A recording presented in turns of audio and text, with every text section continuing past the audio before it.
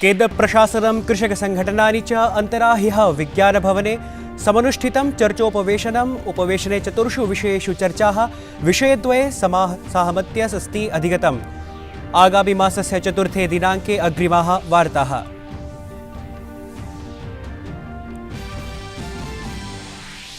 ह्यः समनुष्ठिते केन्द्रीय मन्त्रिमण्डलीयोपवेशने विकासपराः नैकाः निर्णयाः आकाशेत्याख्याः प्रक्षेप्यास्त्र प्रणाल्याः निर्यातं समेत्य कृष्णापट्टनं तुमुकुरु चेति औद्योगिकक्षेत्रयोः विकासाय अनुमतं प्रशासनेन। इथेनॉल इति वाष्पशील ज्वलनशील तरलपदार्थाय अपि अनुमतिः। प्रधानमन्त्रिणा मोदिना एतन्मासिकं प्रगत्युपवेशनं विहितं। रेल राजमार्ग नागर विकासपराः योजनाः समीक्षितास्तेन। राज्याणां मुख्यसचिवाः प्रवर्तमानयोजनाः निश्चितकार्यावधौ सम्पादयितुं प्रकरणानां समाधानाय च विनिर्दिष्टम्।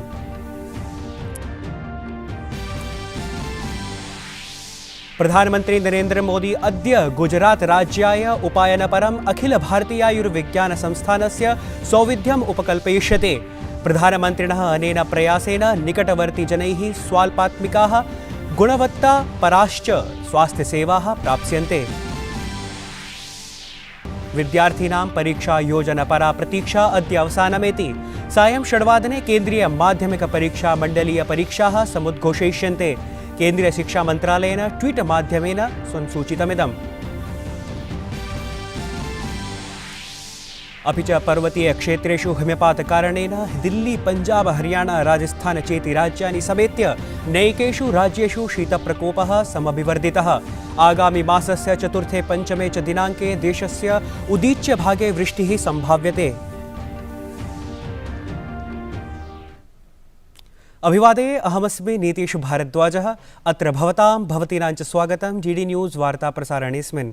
अथ वार्ताः विस्तरेण।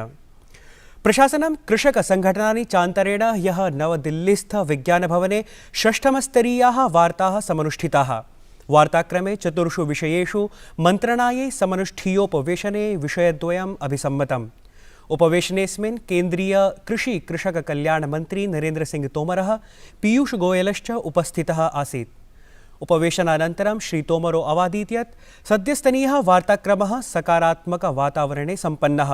अमुना प्रोक्तं यत् विषयद्वये साहमत्यमस्ति अधिगतम्। अपि च दिल्लीं निकषा प्रवर्तिते शीतप्रकोपे तेन कृषकाः प्रार्थिताः सन्ति यत् महिलाः बालाश्च गृहं प्रेषणीयाः। केन्द्रीय कृषि कृषक कल्याण मन्त्रिणा स्पष्टीकृतं यत् आगामि जनवरी मासस्य चतुर्थे दिनाङ्के अग्रिमस्तरीयः वार्ताक्रमः समनुष्ठास्यते, यस्मिन् अभिनवं कृषिविधिं न्यूनतम समर्थनमूल्यं च समाश्रित्य चर्चाः भवितारः इत्याकल्यते। जो 4 विषय चर्चा के लिए रखे थे, उनमें 2 विषयों पर आपसी रजामंदी सरकार और यूनियन के बीच में हो गई है। पहला, जो एनवायरनमेंट से संबंधित ऑर्डिनेंस है, उसमें फराली और किसान सम्मिलित हैं। उनकी शंका थी कि किसान को इसमें नहीं होना चाहिए। सरकार ने कहा है कि हम आपकी चिंता से वाकिफ़ हैं और इस मामले में दोनों पक्षों में रजामंदी हो गई है। दूसरा, इलेक्ट्रिसिटी एक्ट, किसानों की सिंचाई के लिए जो विद्युत की सब्सिडी दी जाती है, वो राज्य जिस प्रकार से पहले से देते रहे हैं वैसी ही चलनी चाहिए, ऐसी यूनियंस की मांग थी। उस मांग पर भी यूनियन और सरकार के बीच में रजाबंदी हो गई है। अवधेयास्पदम् अस्ति यत् प्रशासनेन पत्रमाध्यमेन कृषकाः मन्त्रणायै समाहूताः। प्रशासनं कृषकैः साकं सम्बद्धप्रकरणेषु उन्मुक्तमनसा चर्चयितुं प्रासङ्गिकविषयेषु च तर्कपूर्णसमाधानम् ईहते। प्रधानमन्त्रिणं मोदिनं समेत्य प्रशासनं कृषकसङ्घटनानि समाश्वासयत् यत् प्रशासनं कृषकाणां हिताय तदीयसमस्यानां समाधानाय च अस्ति प्रतिबद्धम्। प्रधानमन्त्रिणो मोदिनो अध्यक्षे केन्द्रीयमन्त्रिमण्डलीयोपवेशने नैके निर्णयाः उररीकृताः। सूचनाप्रसारणमन्त्रिणा प्रकाशजावडेकरेण प्रत्यपादीत् यत् आर्थिकसमित्या प्रायः 25,700 रूप्यकमूल्यैः औद्योगिकनगराणां विकासाय निर्णयः स्वीकृतः।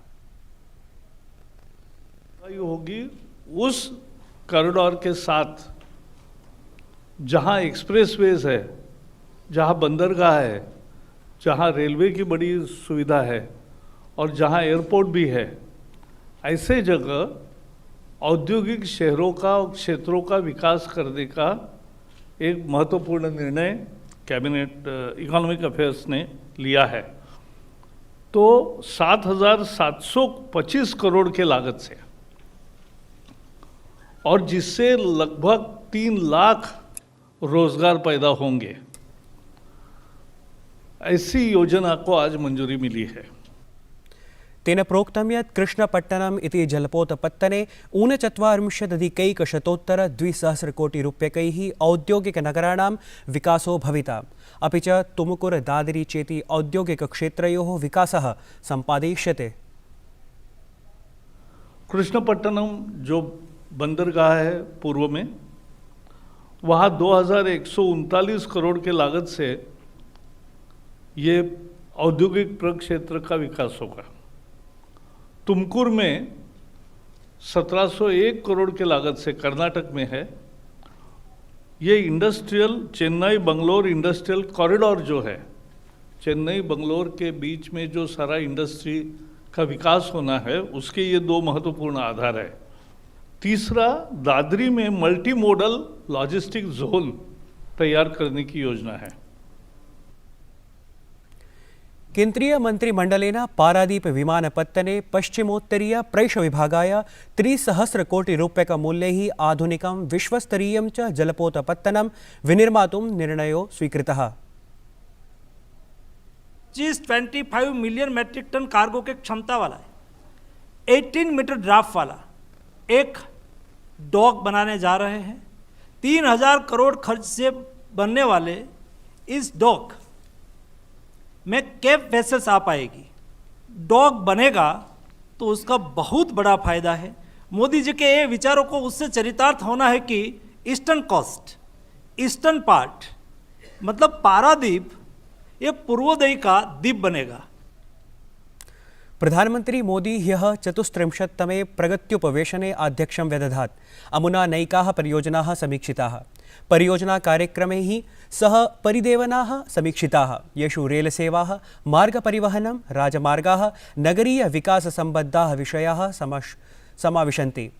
प्रायः 1,00,000 कोटिरूप्यकमूल्यैः इमाः सर्वाः योजनाः उत्तरप्रदेश, मध्यप्रदेश, राजस्थान, जम्मू कश्मीर, पश्चिमबंगाल, महाराष्ट्र, दिल्ली, हरियाणा, गुजरात, दादर नगर हवेली चेति 10 राज्येषु केन्द्रशासितराज्येषु च प्रचलन्ते। प्रधानमन्त्रिणा मुख्यसचिवाः निर्धारितावधौ प्रचल्यमानपरियोजनाः सम्पादयितुं समध्यर्थिताः। अवसरेस्मिन् श्रीमोदिना आयुष्मान भारतं, जलजीवनाभियानम् इत्येतत् सम्बद्धयोजनाश्चापि समीक्षिताः। आयुष्मान भारतान्तर्गतं 100% यावत् लक्ष्यं समधिगन्तुं समभ्यर्पितम्। अन्यच्च उपभोक्तसम्बद्धप्रकरणेष्वपि सूचनाः समधिगतास्तेन।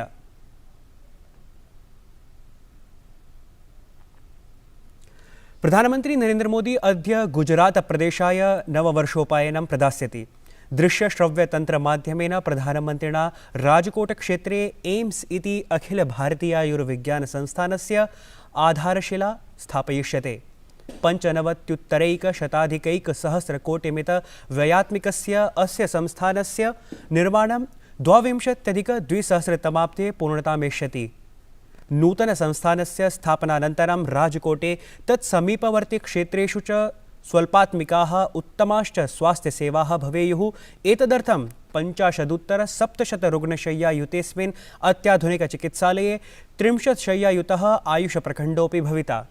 अत्रान्तरे 400 जनेभ्यः साक्षात् वृत्त्यवसरोऽपि अवाप्स्यते। एवं च अप्रत्यक्षरूपेण सहस्राधिकजनेभ्यः वृत्तिरवसराः अवाप्स्यन्ते। केन्द्रीय मंत्री केन्द्रीय माध्यमिक परीक्षा मण्डलस्य 10वी कक्षायाः 12 कक्षायाश्च वार्षिकपरीक्षोद्घोषः अद्य सायं 6 वादने भविष्यति। विद्यार्थिनां प्रतीक्षा समाप्तिम् इति। केन्द्रीय शिक्षा मंत्री रमेश पोखरियाल निशंकः अद्य सायं 6 वादने एतद् उद्घोषं करिष्यति। इतः प्राक् शिक्षामन्त्रिणा छात्रैः, शिक्षकैः, अभिभावकैश्च साकं समनुष्ठिते अन्तर्जालीयोपवेशने आगामि वार्षिकपरीक्षायोजनम् अतीव आवश्यकं प्रतिपादितम् आसीत्। शिक्षा संवाद हमारा चलता है लगातार। उसके बाद जो उनके सुझाव मिले हैं और जो हमको भविष्य में क्या परिस्थितियाँ हैं ये करके अभी हम नए वर्ष की पूर्व संध्या पर हम इसको बता रहे हैं। वो तिथियों को भी सुनिश्चित करेंगे और उनकी जो भ्रम की स्थिति बनी हुई है उसको भी ख़त्म कर देंगे। कोशिश करेंगे कि उनको आगे की तिथियां घोषित कर सकें कि जब वो परीक्षाओं को देना है। राष्ट्रपतिना रामनाथ कोविंदेन ह्यः दृश्यश्रव्य परान्तर्जालीय माध्यमेन कल्पितरीत्या डिजिटल इंडिया इत्याख्याः ऐषमो 20 शताब्दीकाः पुरस्काराः वितरिताः। अवसरेऽस्मिन् राष्ट्रपतिना प्रोदीरितं यत् कोरोना महामार्याः काले सामाजिकपरिवेशः परिवर्तितः, सममेव आर्थिकगतिविधिषु, स्वास्थ्यसेवासु अपि शिक्षां समेत्य नैकेषु च बृहन्मात्रायां परिवर्तनानि समङ्कितानि। अमुना आशा प्रकटिता यत् यथाशीघ्रं corona संक्रमणमपि अवसानं यास्यति।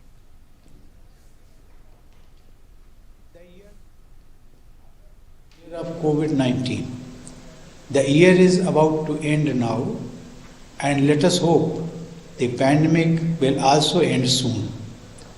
It will not be an overstatement to say that the coronavirus has changed the world in terms of social relations, economic activities, healthcare, education, and several other aspects of life. Yet, life has not come to a standstill, thanks largely to information and communication technology. Technological advances are often termed as disruptions, but this year they helped us overcome the big disruption to a great extent. राष्ट्रपतिना कथितं यत् अद्यत्वे नः जीवनस्य प्रत्येकस्मिन् क्षेत्रे प्रौद्योगिक्याः प्रवेशः वर्धितः। आङ्किकीय धनशोधनद्वारा वित्तीयव्यवस्थायां सकारात्मकः प्रभावः दरीदृष्टः। Aarogya Setu, e office इत्येतैः सौविध्यपरैः दृश्यश्रव्य दूरभाषचरिष्णुतन्त्रैः दैनिककार्येषु समुपजातसमस्यानां निवारणमपि समजायत।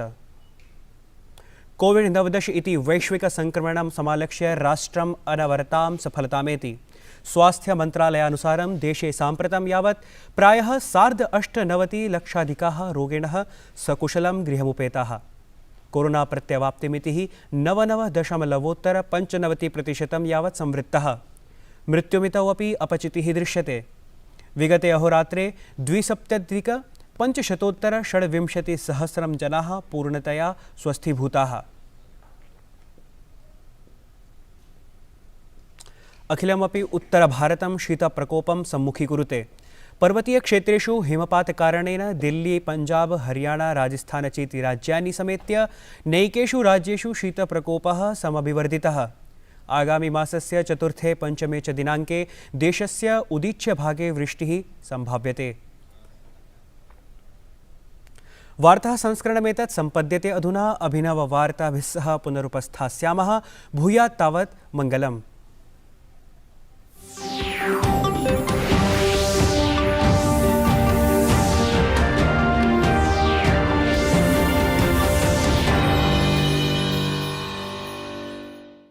साल 2020